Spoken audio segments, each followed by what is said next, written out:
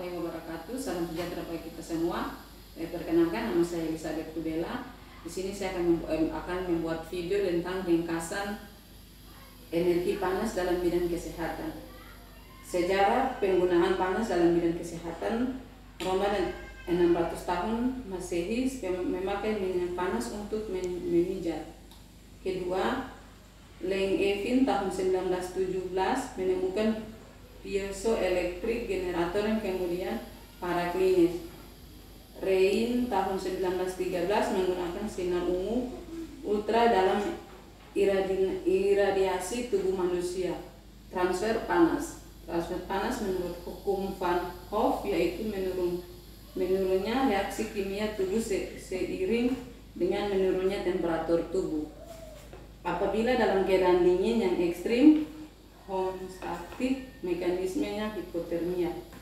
Keadaan hipotermia digunakan pada operasi jantung sebagai proteksi metabolisme agar dapat mencegah keadaan anoksia karena jaringan membutuhkan oksigen sangat rendah.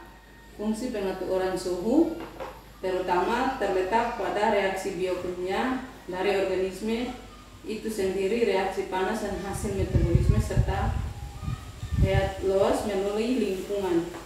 Energi panas yang hilang atau masuk ke dalam tubuh melalui kulit ada 4 cara, yaitu 1. Konduksi, 2. konveksi, 3. radiasi, 4. evaporasi. Mekanisme energi panas mula-mula akan penetrasi ke dalam jaringan kulit dalam bentuk berkas cahaya atau radiasi atau konduksi, kemudian akan menghilang, akan diangkut oleh dalam jaringan dengan cara konveksi yaitu melalui aliran tubuh. Mekanisme hilangnya panas pada bayi baru lahir. Konveksi, kehilangan panas karena udara yang mengalir. Misalnya kipas angin atau aliran AC, jendela terbuka. Pencegahannya konduksi, cara kehilangan panas karena menempel pada benda dingin, misalnya stetoskop, timbangan dan lain-lain. Radiasi, kehilangan panas bayi karena suhu di ruangan lebih dingin dari suhu tubuh bayi. Pencegahannya, suhu ruangan cukup hangat, diselimuti terutama kepala bayi masih luas atau terbesar. Evaporasi, kehilangan panas karena tubuh bayi yang basah atau menguap dengan air yang menempel di tubuh bayi. Pencegahannya, segera keringkan tubuh bayi. Mekanisme kehilangan panas pada bayi baru lahir. Keseimbangan panas, pengaturan temperatur tubuh manusia adalah makhluk yang memiliki sistem homeostatis, suatu sistem dapat mengatur dirinya sendiri. Hipotalamus terbagi atas 2 bagian, yaitu yang 1 hipotalamus anterior untuk mengatur suhu panas yakni dengan menghilangkan panas dengan pelebaran pembuluh darah, permukaan kulit, pertambahan pernafasan atau keringat anoreksia.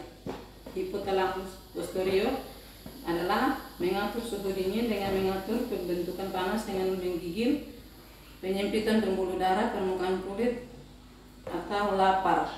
Mekanisme aktivitas pengaturan suhu tubuh dengan umpan balik. Mekanisme aktivitas oleh dingin, menggigil, kelaparan, peningkatan aktivitas otot bergaris, peningkatan sekresi norepinefrin dengan epinefrin, penyempitan pembuluh darah, kulit mengerut. Yang berikut adalah hidrodinamika. Pengertiannya adalah salah satu cabang ilmu pengetahuan yang mempelajari gerak liquid atau gerak liquida cairan, khususnya gerak air. Saat cair mengalir meliputi tekanan, kecepatan aliran, lapisan-lapisan zat melakukan gesekan. Alat yang digunakan untuk menghitung kecepatan aliran saat cair adalah venturimeter. Saat cair meliputi air, darah, asam H2SO24, air laut dengan sebagiannya. Saat gas meliputi udara, oksigen atau O2, hidrogen, CO2 dan sebagainya. Saat cair adanya geseran dalam cairan tidak fikson, cair mengalir secara stasioner atau tidak berubah dalam hal kecepatan arah maupun kebesarannya selalu konstan. Cair tidak termampat atau incompressible melalui sebuah pembuluh dan mengalir sejumlah cairan yang sama besarnya atau kontinuitas. Penerapan hidrodinamika pada pelayanan kesehatan. Mengukur tekanan darah dengan menggunakan sphygmomanometer, mengukur LED meliputi BSR, tekanan bola mata, tekanan kandungan kencing atau tekanan di dalam tengkorak. Pengaruh tekanan dalam ilmu kebidanan. 1. Tekanan ialah daya persatuan luas yang dikenakan dengan lurus pada permukaan, satuannya pada SI Newton M2 atau Pascal pada dunia.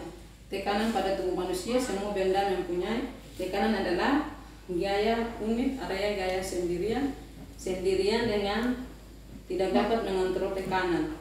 Darah yang membawa nutrien dan O2 tidak dapat mencapai sel-sel dan sel akan mati, mengakibatkan ulkus dikubutus. Jika pasien diletakkan pada tempat tidur berisi udara atau air, tekanan akan berkurang atau disebarkan karena area perluas.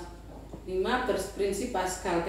Prinsip Pascal adalah tekanan yang diberikan pada semua zat cair dalam bejana tertutup diteruskan ke semua arah dengan besar yang sama, contohnya pada vesca urinaria, dan begitu juga benda yang terletak dalam cairan mempunyai tekanan yang sama pada seluruh permukaan, contohnya otak di dalam cairan CSF atau janin di dalam cairan amonium. Keduanya terlindunginya dengan meneruskan dengan tekanan sama jadi soal walaupun orangnya aktif. Mengukur tekanan di dalam tubuh manusia, tekanan dalam tengkorak, otak berisi cairan, pertumbuhan otak dalam kandungan, sirkulasi cairan otak mulai di dalam suatu hubungan seri